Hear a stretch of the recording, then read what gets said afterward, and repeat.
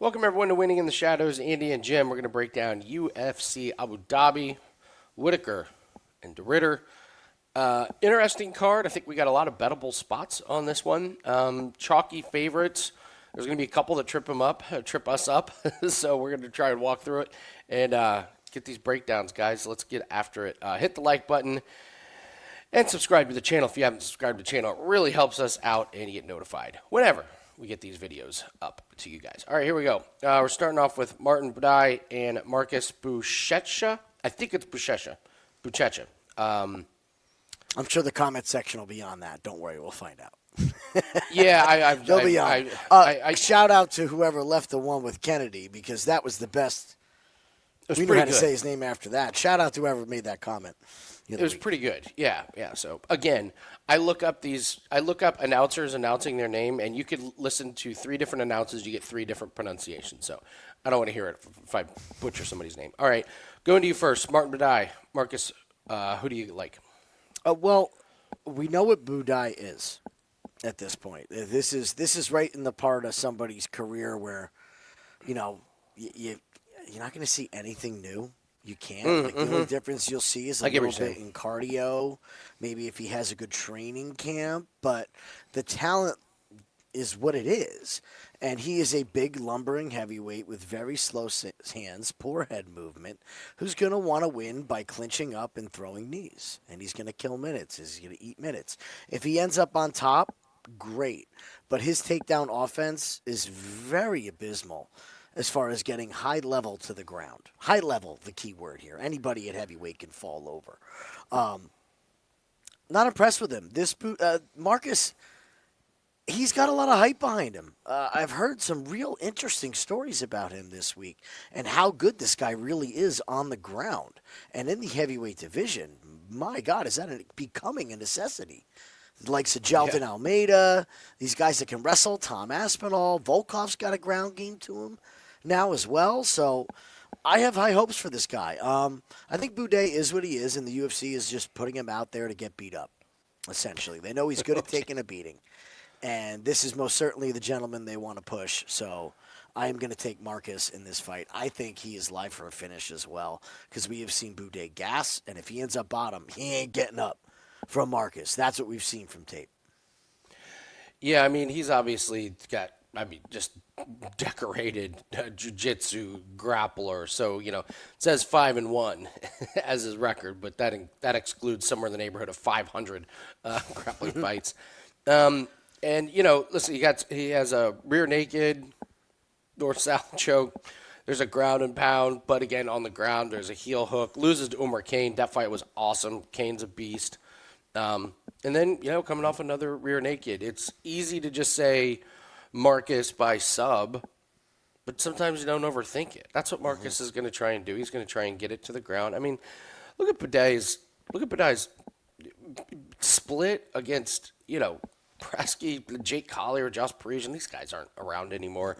Gaziev didn't even have to take him down. His striking was so bad and his striking defense. So Gaziev just tuned him up on the feet, split against Arlovsky, and then he beats this guy who was up like at least one weight division, short notice, and even then it goes the distance. So I'm with you today. His cardio is not that impressive, and what's a great way to zap a heavyweight's cardio is make him get up, and Marcus is going to get him down.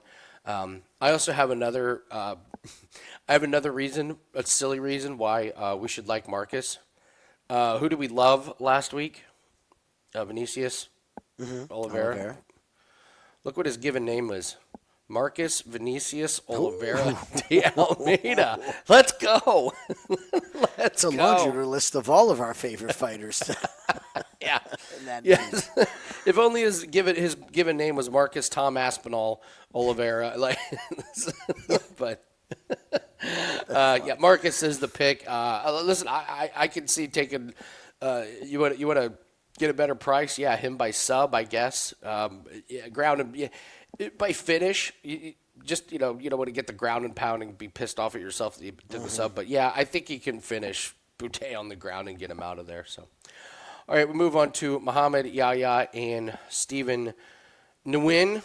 I'll go first on this one here.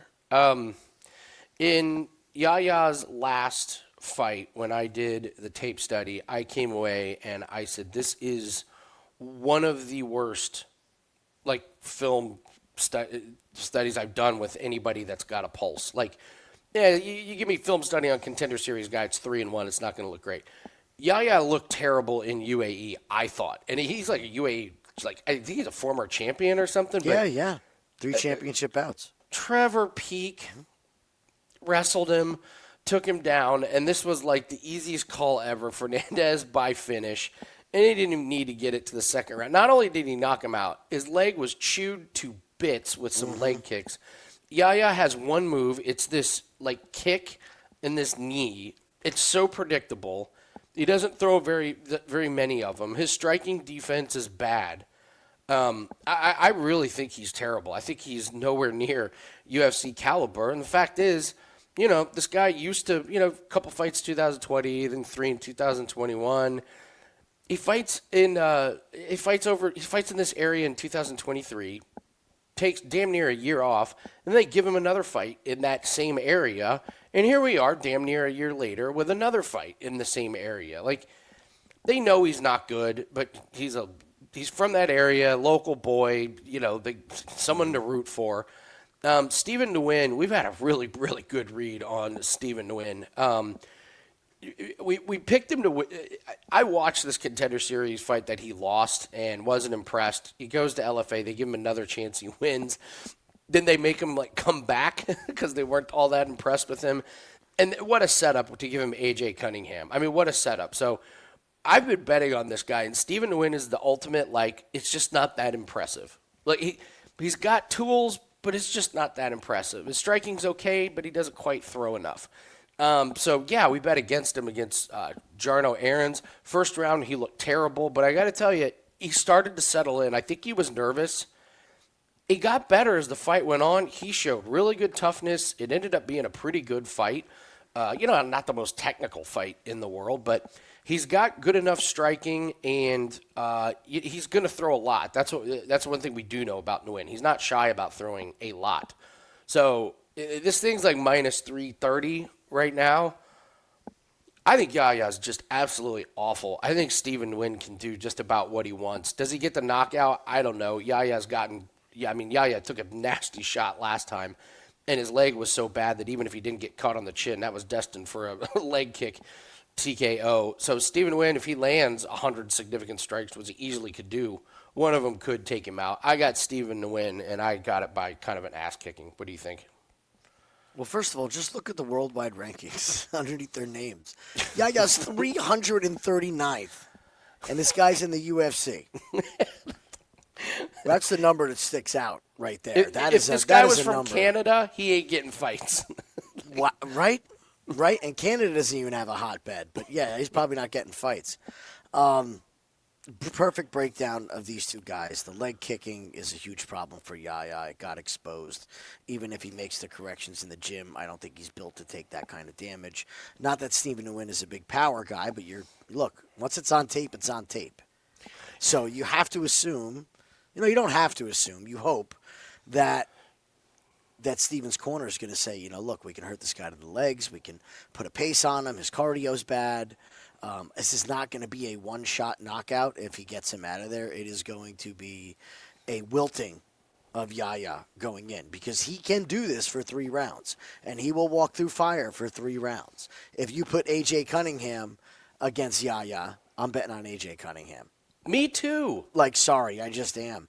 And honestly, I'm not super familiar with the other 2 guys, but I'd probably pick them over Yahya as well. I just think this is a bottom-of-the-barrel fighter that's only here for one reason and one reason only. It's in the area. More props to him. You want to make a head? Listen, if I was a fighter and they wanted me on every Newark card, I'm in. I ain't mad at him. Yeah. I'm in. Guaranteed payday. So I think this is set up for Stephen to get a win here, and I think he's going to watch for the late round 2, round 3 finish for him. Moving on to Ibo Aslan and Billy Elekana. You kind of know a little bit more about Billy's backstory or kind of where he's come from. So tell us a little bit about him and what you think of this fight. I mean, he was the big story, right? He was, everyone was so excited for him to show up. He gets a couple of these fights in PFL, and I have to tell you, unimpressive. Just like straight up unimpressive. I don't know if I've ever bet on him or lost or not, but I'm sure walking away was like either, whew, that was close, or wow, like the other guy's horrible. That's probably why he's bet on. Getting just flattened by Bogdan. You go back and you look at that finish, it's like, what are you doing, man? It's those looks, again, like Yahya, where you say to yourself, how is this guy here? These aren't things you should see from professional fighters. Okay? Ebo has his faults, but I don't think you're going to see him taking a seat in the corner and just getting punched. And I don't want to hear short notice anymore about cardio. We've seen these guys on short notice. Everyone says their cardio should be better, and they show up and they look just as bad. Just as bad. So I'm not buying it. I think he's in trouble. I think Billy's in trouble. He could probably do some damage in round 2 and round 3 if his cardio holds up better than Ibo's. But there's no guarantee for that once he takes the damage. So I like Ibo in the spot. I think this is a area fighter set up to win as opposed to the Yahya pick before it. Let me defend Billy Elekana in his last fight. Do you remember there was a quote from him? It was like super, super short notice, and there was a quote from him saying something about, like, I'm not in shape. I'm just going to try and get a round 1 finish. And I give him credit. He got Guskov down on the ground. He was controlling him. Oh, we'll get to Guskov. But he actually had a good first round, and then once he knew his cardio was over, he was over the side. I'm not going to fault him because he kind of told us what was going to happen in the fight. he's like, I'm going for the round 1 finish. If I don't get it, I'm out of there. So I'm not going to fault him too much for that. And I got to tell you, round 1, I would be worried if I'm Ebo. If Ebo gets taken down, Billy can hold him there. My favorite bet of this one, it's an Ebo Aslan fight. You're taking the under, not to go the distance. Parlay. Glad we're on the same page. Look at this. Look at this guy's record. His fights do not last long. What do you say about Derek Lewis? He does not get paid by the hour. You're taking unders on this one, even though Billy Elekana does have some decisions on his record. No, someone's going to push the pace, and there's going to be a finish. And these two gas bags, neither one of them are going to last 3 rounds. So, I like the fight not to go the distance. Slightly into Ebo, but don't be surprised if Billy takes him down and makes it a little bit close in the first round. Amanda Ribas and Tabatha Ricci. Who do you like in this one? I don't care who wins. Give me fight goes the distance. Yeah, we can move on. They're both not dangerous and good defensively on the ground. It's not going to be a sub. Ricci's not knocking out Ribas. Ribas isn't knocking out Ricci. So it's just one of those cancellation fights where in this women's division, where they just fight each other. They cancel out their skills. It goes to decision. You fight this fight. Out of 10, 5 times it probably goes differently. Mm-hmm. You never know. So give me fight goes the distance. That's my breakdown. Yeah, I mean, no news to report. Yeah, he was got armbarred. That's not going to happen in this fight. She beat Pinheiro when Pinheiro completely gassed. Neither one of them is going to gas in this one. And then Macy Barber ground and pounder. Well, it's Macy Barber. So I'm with you, even though Ribas does have some. This fight is like really truly a pick'em spot. I think could easily be 1-1 going into the third. I just think there's no value anywhere on picking a side in this one. I guess I'll lean Ricci. I think sometimes she has these flurries of 10 punches like right in a row and like 8 of them don't land. But it's like, well, if you're looking for a reason to give someone that round, I can do the one that threw a bunch. So ever so slightly Ricci. I'm certainly not betting that. But yeah, I'm with you 100%. Fight goes a distance. DaMon Blackshear and Davey Grant. I mean, Jim, they keep giving me Davey Grant at plus money, and I'll just keep taking it, man. You keep giving me Davey Grant at these great odds. I'll take him against Ramon Tavares. I'll take him against Rafael. I took Daniel Marcos to split decision. It was a great fight. I got problems with DaMon Blackshear. Going the distance against Alatang and not getting it on the ground was certainly a choice. Cody Gibson, whatever. Cody Stamen, whatever, gets nuked by Montel Jackson. Now, going the distance against Mario Batista is aging really well, but that version of Mario Batista back then was not the same there. He's getting a lot out of this twister on Jose Johnson. He's getting a lot of run out of it. It's not quite to the level of Weidman knocking out Silva, but it's always going to be mentioned about it. Yeah, I got Davey Grant. I think Blackshear's just a little bit slower on the feet. His punches, he's got good length, and while they do land, you can see him coming a mile away. And I think he's benefited from fighting some guys that didn't know how to take advantage of it. Davey Grant, he's still got it, man. He's 39, but he can strike with good enough power. He can move and circle around. I don't think Blackshear's takedown game is amazing at this point, and I think Grant's seen it before. You keep giving me Davey Grant against these guys at plus money, I'm going to keep playing him. Davey Grant's the pick for me. What about you? This is another fight that I'm interested in. The fight goes the distance. Okay. I think these guys could end up having a really, really close bout. It just seems like with Davey Grant fights when you're watching them, like he gets the knockout against Martinez, but that was like a one big shot moment. Yes. He's wild. He's looping. If he does catch you when you're not looking with these shots, he can finish. I mean, the triangle finish, the inverted triangle at the end of the Asuncao fight, what a moment. Such a moment. I agree with you. I think the value's on his side. I think they're going to go tooth and nail here. The activity of DaMon Blackshear, I think, is going to compete with the grit of Davey Grant, that he's going to be a little bit fresher. Now, Davey's really not lighting the world on fire as far as number of fights. I'm sure he wants to fight more. But, yeah, plus money on Davey Grant, I can't turn it down. I really don't have a strong opinion either side. I think we're headed to a decision. I mean, minus 340 on Blackshear to me is just insanity. It is. It's crazy. Even if he wins, that's just a crazy And we line. like Blackshear. Like it just his wins haven't really knocked your socks off. Yeah, absolutely. Muslim Salikhov against our boy Carlos Leal, who made us a nice, pretty penny. Being able to get him at that price by knockout over Alex Morono was just one of the true gifts. Yeah, I'll let you go first on this one. Again, very familiar with Leal. We watched him in PFL. If you go to Leal's Tapology real quick, I just want to make note of something. See that picture at top there, everybody? Yeah. This is not the man that you see before you in the UFC. Okay, this is way back when in his PFL days. I think he's taking his training very seriously since he got this contract. He's taking something else. It could be the training as well. We'll word it that way, okay? Totally different pretty body. well, Jimbo. His chin, he doesn't get wobbled by much of anything. His chin is much better at this weight.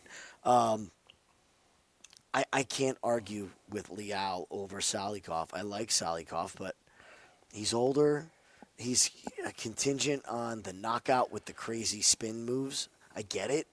Leal's going to be in his face from the second this fight starts. He's not going to stand at range and be trying to block these spinning wheel kicks and jump kicks and everything. He's going to be in his face, and we've seen Muslim wilt at this age. I mean, who wouldn't? Just not be the same as before. So I think this is Leal. Honestly, at some point, I think he gets the finish. I think this is going to end up on the ground at some point with Leal on top, and I can see Salikhov just so tired from the constant pressure of Leal. So give me Leal. Yeah, I watched film. I mean, listen, a split decision against Pons was not a good look. And even though he gets this, it was an awesome spinning wheel kick. Song was not paying attention. That's his fault. Just the speed. When I watched Salikhov's last two fights, the speed just isn't there anymore. And then you watch Leal's last two fights. Leal's just going to be much, much quicker. So he's going to walk through anything that Salikhov has. And Salikhov doesn't throw a good volume. No. It's like he's trying not to get tired or it's like trying to set up something. But for whatever reason, he just doesn't throw enough. For me, whereas Leal, he's going to come. He's going to come forward. He's going to throw a play. He's going to throw enough for both of them. It's Carlos Leal. I'm trying to figure out what to do betting wise, because Leal is a big favorite, I almost want to take the KO or decision. Double chance. I wouldn't rule out the sub. Really? Yeah, I wouldn't. Carlos I wouldn't. Leal getting a sub? When guys get tired, they give their neck. He doesn't have any. He doesn't. We got an arm triangle. I know. Yeah. I don't know. Maybe it's Carleal just inside the distance or something. I mean, Salikhov is tough. We're still but... waiting for that number. Okay. I'm assuming it's going to be pretty up there, but it could be a playable number. We just got to wait it out. Okay. All right. We have Bryce Mitchell versus Saeed. Wait. Breaking news. Whoa, Jim. Breaking news. Bryce Mitchell has thoughts on something. Bryce Mitchell has released a statement. Let's see what his mindset is going into. This has just been released from Bryce Mitchell. There's the news tick. Oh, no. Hold on. I saved it and it closed on my phone. I got to pull it back up now. Oh, no. I got to look for it. Go ahead. You go. I'll find it.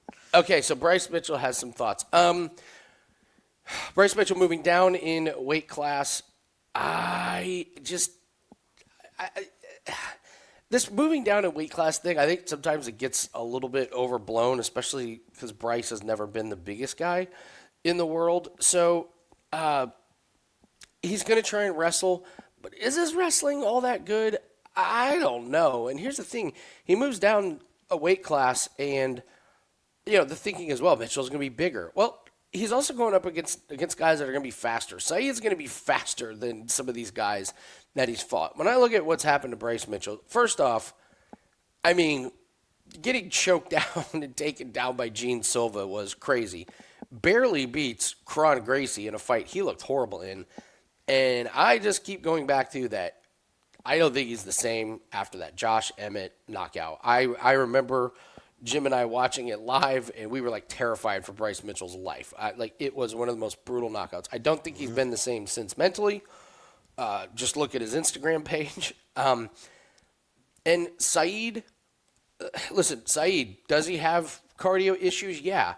But he's pretty good about managing it. He knows what he can do. He's going to strike for a little bit, and then he's going to go for a takedown. He's just going to squeak out rounds. His loss against Vinicius Oliveira, we now know what Vinicius Oliveira is. Vinicius Oliveira is an absolute dog. And like Oliveira said, I've beaten 4 Russians.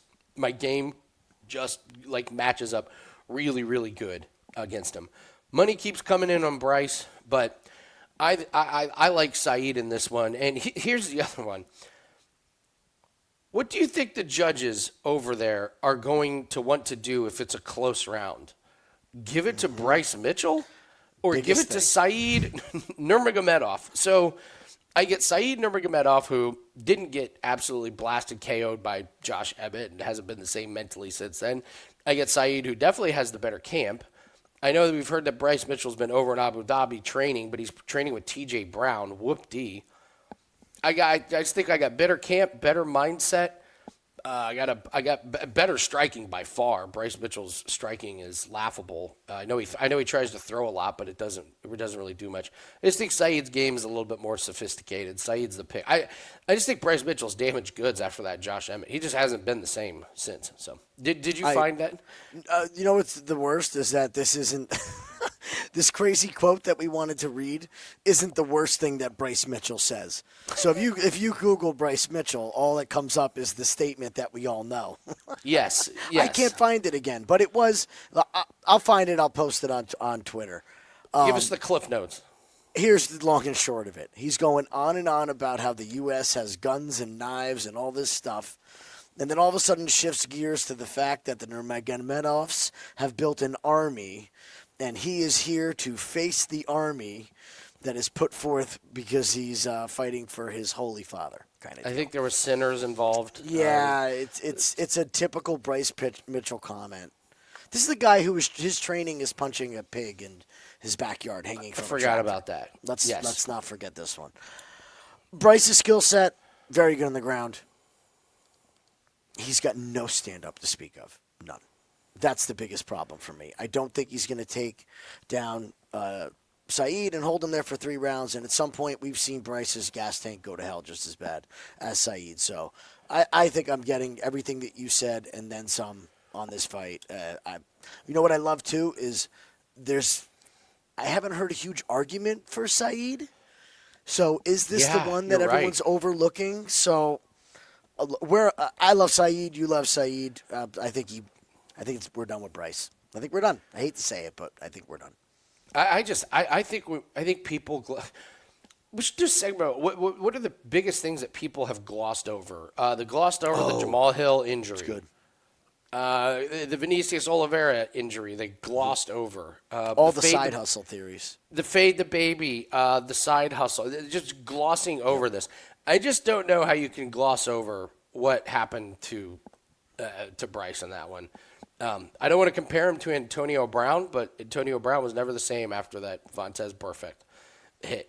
Went from a completely different – he turned into a completely different man. And Bryce Mitchell, he's always been a little out there, but something's different with him. I just will never trust him. So, Nikita Krylov and Bogdan Guskov. Real quick before we get to that, guys, our UFC Gold best bets are up. This pack includes all of our bets. We posted one on Friday, and we're waiting for some of the odds on the finishing props to come out. But grab this, and you will have all of our plays for UFC Abu Dhabi. I believe I will be doing a live show this Saturday on the Takedown Live.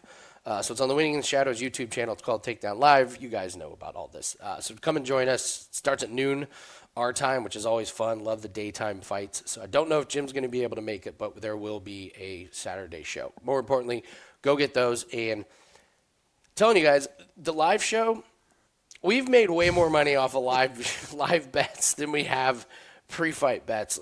It's really becoming ridiculous. What do we hammer when Dustin Poirier came out, was crying? It's like, well, we're betting Holloway.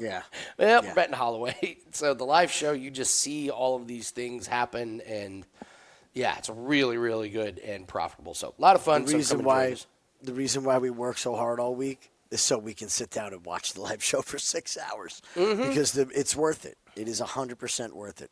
Get everything done so you can go to work on the UFC show. Yeah. All right, let's move on to Krylov and Bogdan Guskov. What's your take on this fight? Two fighters that I want to bet against, and it's a darn shame that they're matched up with each other. Now, I do think that we can make some money in this fight. Here's the long and short of it for me. You have two guys that on the feet leave massive holes defensively in their striking game. You get value on both sides here on the knockout prop. I get where you're going with this. I like this. Also to be said, you have a huge disparity in the grappling ability from Krylov to Guskov. Krylov is far superior if this gets to the ground. Thirdly, you have one fighter that we know does not have 3 rounds of grappling hard cardio in him, and that is Bogdan Guskov.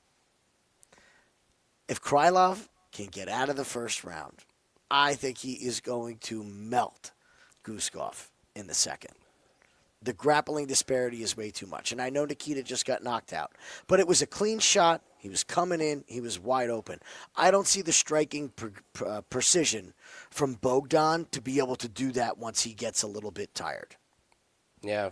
I think Krylov's going to get in on his legs and get him to the ground at some point. I love this fight not to go the distance. I'm on Krylov. I'm going to fade. I'm going to continue to fade Bogdan.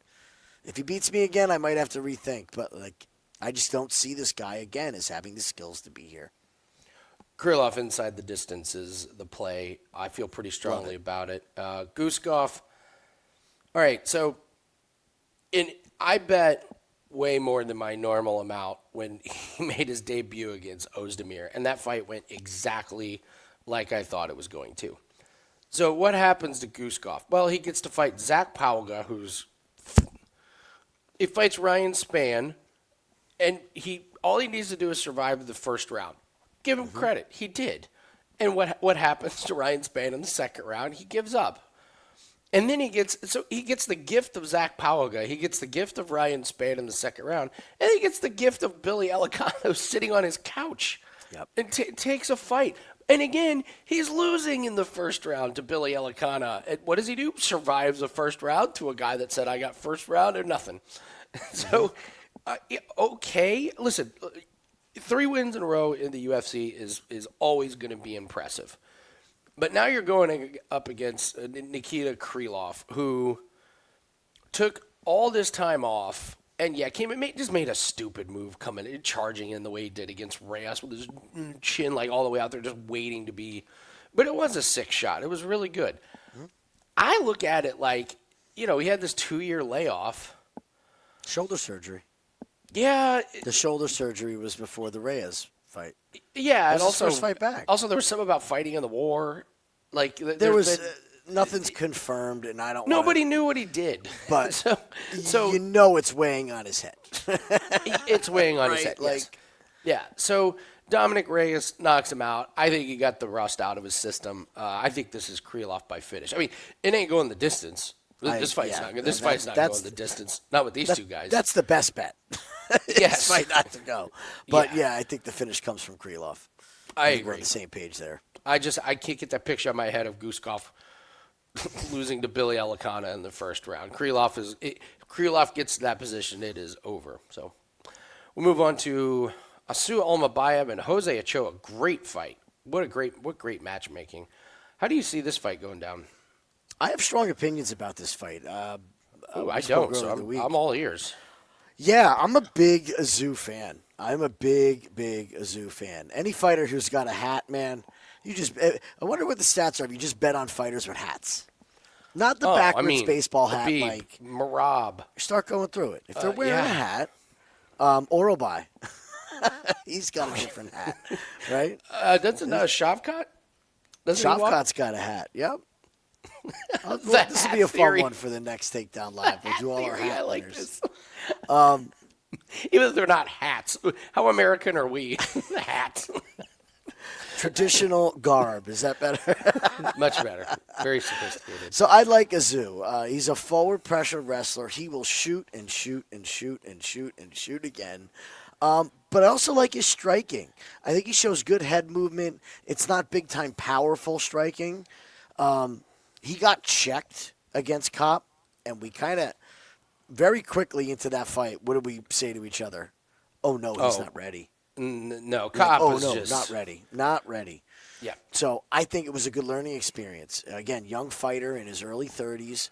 If you have a fighter who's legit and you believe has skill and they take these losses, you either stand by him or you jump ship. And I'm going to stand by that. I think this kid has a real skill to be a top 5 contender in his career. So I think he bounces back here with all that experience against Ochoa. I'm going to say decision Almabayev. Ochoa's tough. He's a tough guy. But we know what Azu's going to be in the third. I don't know if we necessarily know what Ochoa's going to be successfully in the third. Like, I know Azu's going to be better in round 3. That's how I feel. So I'm taking Azu by decision. Well, listen, Ochoa does have a win over Pantoja. Well, okay, that's not the Pantoja. I don't have any strong opinions. I default to you. I think this fight is extremely close. I agree it probably goes the distance, but even then, I'm not betting on it. I have nothing more to add to it. I filmed both. I like both of them. Mm-hmm. I guess it's a very little bit of a lean excuse me, to Azu. And, yeah, the fight against Kopp is only going to make him better. It was good. He got knocked out, but at least it was in the third round. He got to go a good distance against someone like Kopp. So, listen to Jim on that one. I don't have any strong opinions. Low key, I think that fight could impress. Like could be a really fun fight. 3 rounds of real nice skill. Shara Magomedov and Marc-Andre Barriault.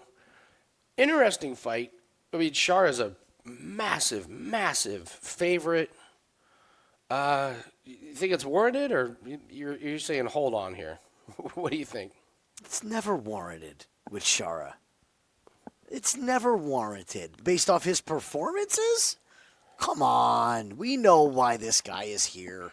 He's in movies. He's a big star over there, and he can't fight over here because he's got one eye. Which is ridiculous, by the way. It is ridiculous. The guy wants to fight. Sign a waiver. He's 15-1. He's beaten multiple UFC fighters. It's okay. You can let him fight. He's probably not going to sue you. Anyway, keep going. I just poke a lot of holes in his record here. I really do. What we know now about Bruno Silva, okay? That's Mentally been going checked on out. for a while. Mentally checked out. The pleasure. Oh no, Anton Tricoli. That's not even Awful. the pleasure man. Awful. Horrible fighter. Only there because was dating Mackenzie Dern at the time. That's why he was there at the UFC. I don't even know if they're still together. Mikhail Oleksiejczuk, who we know and we have a great read on, pretty impressive win. Okay, but Oleksiejczuk looked horrible and didn't even push the wrestling and get the takedown. Really thought that he was going to have an advantage there. Petrosian, we said it. Even after this fight, Petrosian's washed. I don't think he's good. I think he's in trouble, man. That's a lot of damage in kickboxing all those years. And predictably loses to Michael Page when he fights somebody who has two good eyes and a number one striker in the world. Okay? That bet still blows my mind.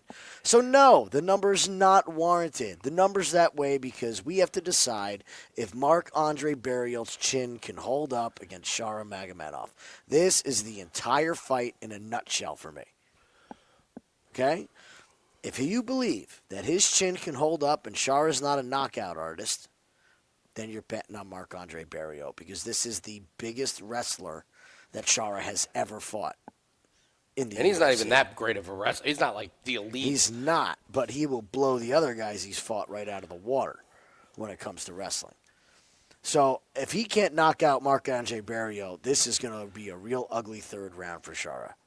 Real ugly. So to me, it's a live bet spot. I am super tempted to bet Marc-Andre at this number pre-flop. Haven't gotten there yet.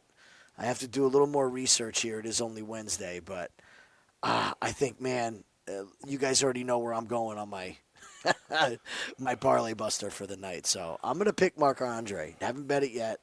I'm just never laying that number on Shara. Yeah, Shara is more about volume.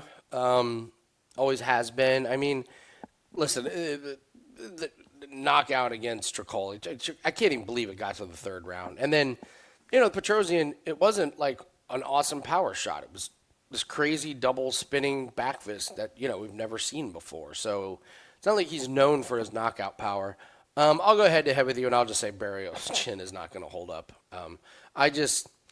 Trying to go toe-to-toe against Dustin Stoltzfus and getting flatlined was terrible. And then, again, who rears his ugly head? Bruno Silva.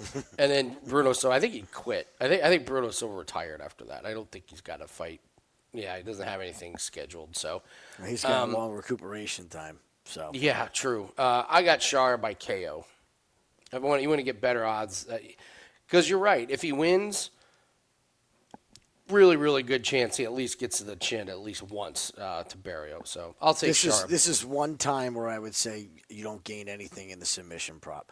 I've seen Shara on the back of Mikhail Oleksiejczuk and literally not know where to put his hands. You know exactly that Ricky Bobby interview? That's Shara when it comes to wrestling. What do I do? What do I do with my hands? His corner's like, neck, just stand up. Just stand up. Get up. All right, we'll move on to the Kobe Petr Yan and Marcus McGee. While we're watching this, guys, please hit the like button if you haven't done that already. Just a small token of appreciation for our breakdowns. And leave us a comment. Tell us who you like. What's one of your best bets? What's your take on these fights? You guys do really good in the comment section. I like it. I like reading some of these comments. So keep them coming. Yan versus McGee. I have just ever since this fight was announced, I was like, Yan. It's got to be in my parlays. Yan. It's got to be in my parlays. And now it's the week of, and I have not put a penny on Yan, and I don't know what is holding me back. Because here's my breakdown. Yan is, to me, the ultimate what if. Mm-hmm. What if that illegal knee doesn't happen? One move. What if one judge changes their mind about one round in this Sterling versus O'Malley? I mean, this guy went on one of the most insane 1-4 runs you will ever see, where he probably should have been 4-1. You can't say that about, too many people. But yeah, this one move completely changed his career. Loved what he did against Song. Loved what he did against Figueiredo. Man, when he shoots a takedown, it just comes out of nowhere, man. It's just so lightning fast on the feet. Good pressure. And then I'm going, Marcus McGee, are you serious? So what's Marcus McGee done to warrant getting Jan? Well, he beats JP Mays. Congratulations. JP. JP. Shout out, JP. Shout out. Beats Bolaños, who beat Cortavius Ramius, who's horrible, and got choked out by Kang Lee. And then he beats Jonathan Martinez in a fight. Jonathan Martinez looked like he drank a bottle of NyQuil before that fight. It's like, where was the volume, Jonathan? Where was the... I don't know what happened to him. He's a fan favorite. People like him. I just don't think he's got that sophisticated of a game. Striking is decent. It's good, but is it better than Jan? Oh, I don't know. I guess I worry that this is a 3-round fight and Jan gets off to slow starts. And I truly do not know what my hesitation is, because up until this week, it's been like Jan. And now I'm getting cold feet. I don't know what's going on here. Jan is the pick for me. I'm going to just go back to my reads for the last month or however long I've known that this fight was going to take place. But I haven't put money on it yet. Maybe I need a little liquid courage. What do you think? I'm all over Jan. Yeah. I just...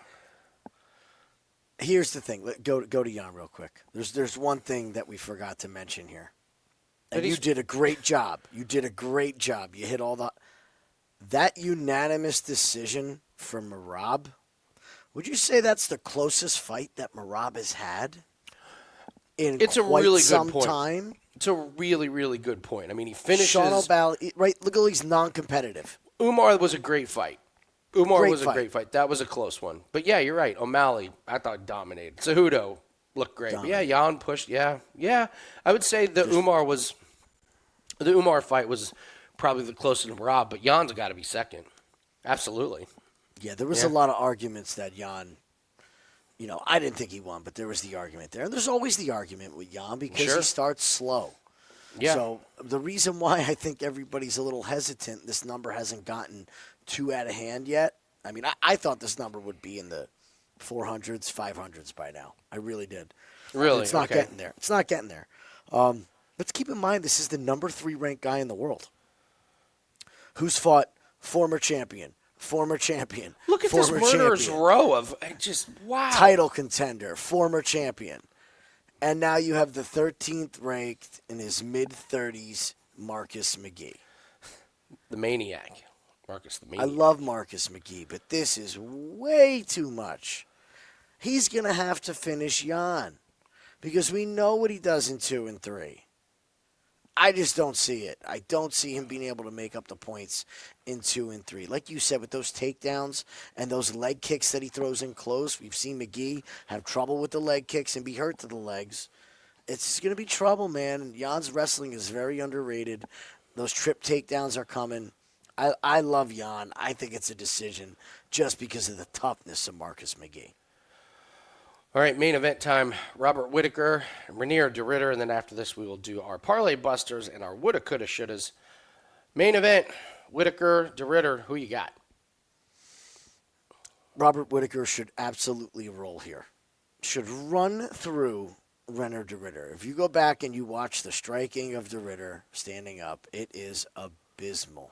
Watch that Bo Nickel fight, and you can go moment after moment after moment of available counters that if he wasn't fighting a Penn State wrestler who's bad at striking, he was wide open. Now, was he wide open because he was chasing forward and there was nothing coming back? Probably. But we've seen it throughout the rest of his fights. Rob has had big-time issues. His teeth fell out from a choke. He's always had bad teeth. I know it's sounds graphic, but it wasn't that big of a deal for him just in that moment.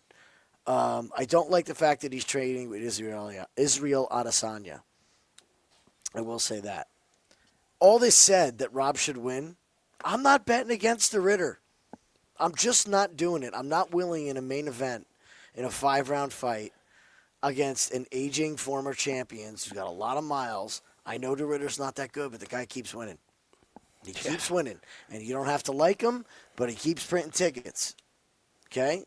I also think that everybody is dying to get their money back on De Ridder and is going to hammer the Robert Whittaker line the more they see the highlights. So I think you're going to get a pretty good line on De Ridder. And if you don't, that tells you something all in itself of how the market really feels about this matchup. So I'm not getting in front of anybody. I do think this fight doesn't go the distance.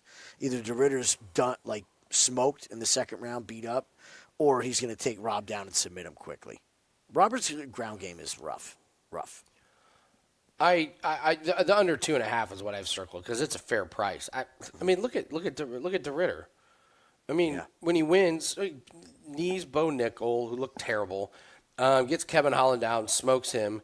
Mearshart, he looked awful against Mearshart and then gets the choke out of nowhere. But even go back to his other fights. I mean, this is a guy that he basically quit in the third round, and then when he loses early. When he wins early. And I think the style sets up perfect. It's Whittaker by knockout or De Ridder by submission. It's so hard because you're like Whittaker. Yeah, he struggles with takedowns, but it's Chimaev. I honestly De Ridder, throw that Chimaev. fight out. I throw that fight out. Yeah. I don't know. Whittaker's wins. Aliskerov, who is a good fighter, but took that on super short notice. Paulo Costa. Unanimous decision, Vittori, I don't know. He's losing to Chimaev and Duplessis and Adesanya, but is De Ridder in that category? No way. I just like the under. I really do. If I'm betting this, I'm betting De Ridder just because the number is really good. And yeah, if Whittaker truly is terrible at takedowns and De Ridder just gets him down instantly and is on the neck. Yeah, night. But I like the under. I think it's a really strong bet on this one. Like Whittaker could absolutely flatline De Ridder, and De Ridder could absolutely choke out Whittaker in the first or second round. Neither would surprise me. But you're right. If you're laying the farm on Whittaker and De Ridder gets a takedown right off the bat, you are shitting yourself. No, you are in a pure panic. So I would say be careful about just counting your money before the fight takes place. And yeah, you're right. What is it about this guy?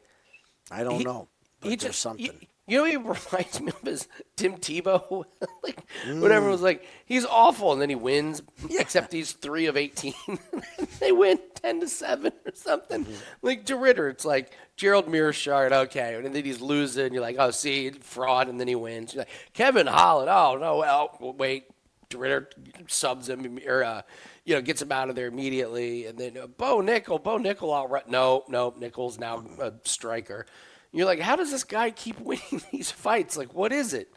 I'm not betting against him, but I do like the under. So, all right, let's do a parlay buster and a woulda, coulda, shoulda. So the parlay buster, it's a fight that we think everyone's going to have in their parlays. And we're here to issue just a little bit of a warning. So who do you think everyone's going to have in their parlays? And you're saying this is a... It's Shara for me. It's Shara? Okay. Question. Yeah, this isn't even a question for me. Okay. Going to be probably the most parlayed fighter on the card when it's... That was 100%. Right? So, yeah. Biggest stake on him, I can't... The guy has never fought a wrestler. He's never fought a guy that just wants to cage push him.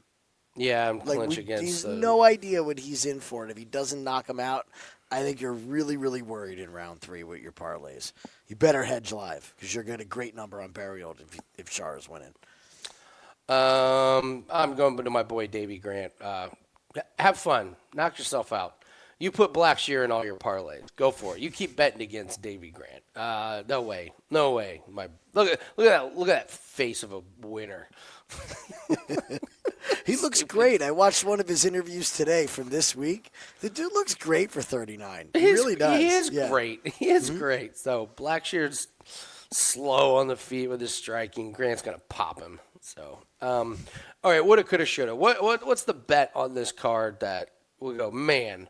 Can't believe we could have paid off the mortgage with that bet. What's the bet for you? Let's go up to the main card. Okay. For me, and I'm glad you touched on it as well, it's this under in the main event. Oh. That is my favorite. The more and more I look at this fight, I see just see fireworks. Now I know that's a cop out. I'll pick a fighter for you, okay? But the under the main event, No, it's a absolutely bet. love it. It's All just right, a you're good with bet. that? It's a bet. We're here to make Okay. money. We're not trying to. Yeah, sometimes the best bets are unders or overs. So what's the best bet? The woulda, coulda, shoulda. I picked the Vettori fight to go the distance last week as my woulda, coulda, shoulda. That's Even right. though That's Marvin right. got his face caved in. It was kind of never in doubt. It's Marvin's superpower. It is. He just goes the distance. He ain't goes the finishing anybody, and he ain't getting finished. So, all right, you take under Whittaker. I'll take De it. Ridder. I'll take it. Yeah, the under 2.5. I think somebody gets finished inside it too. All right. Jan by decision is a good one. I think Krylov by finish is like going to that be one. mine. I like that one. This Guskov, man, he's on borrowed time here. Get out of here with your Zach Powell and Ryan Spann. Like, again, does he survive and make it difficult for Krylov? I don't know, man. I just can't get that picture out of my head of Elekana on the back of Guskov in round one. So give me Krylov by finish because I don't see the scorecards in this one. So, all right, that's going to do it for us. Thank you so much for joining us. Again, I will be live for Takedown Live. I believe we're starting about noon Eastern time, so we want to watch the fights with us live and get some live bets in. Happy to be there. So, thanks so much. Good luck on your bets and take care. Good luck, guys.